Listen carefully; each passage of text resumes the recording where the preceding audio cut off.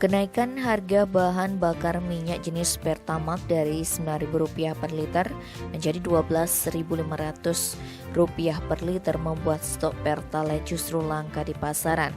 Hal itu pun membuat masyarakat ketar-ketir, tak terkecuali masyarakat di Kabupaten Gianyar.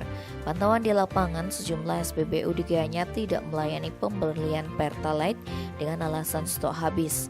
Kondisi itu pun membuat masyarakat terpaksa membeli Pertamax dengan harga yang sudah naik. Kondisi ini disoroti anggota DPRD Gianyar fraksi Indonesia Raya, Ngakan Ketut Putra. Dia mempertanyakan kinerja pemerintah pusat terkait kondisi tersebut.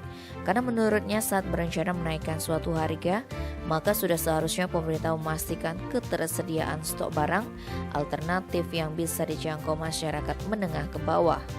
Politisi PKB ini berharap agar pemerintah pusat bekerja serius, terutama untuk memastikan kelangkaan tersebut bukan permainan oknum agar masyarakat kecil tidak menjadi korban. Dia meminta pemerintah menelusuri penyebab kelangkaan ini agar masyarakat tidak menjadi korban permainan oknum yang nakal. Kalau ini terus-menerus terjadi, dia menyebut masyarakat akan MPP alias mati pelan-pelan, apalagi di tengah kondisi perekonomian yang sulit seperti sekarang ini. Tim Bali Express melaporkan.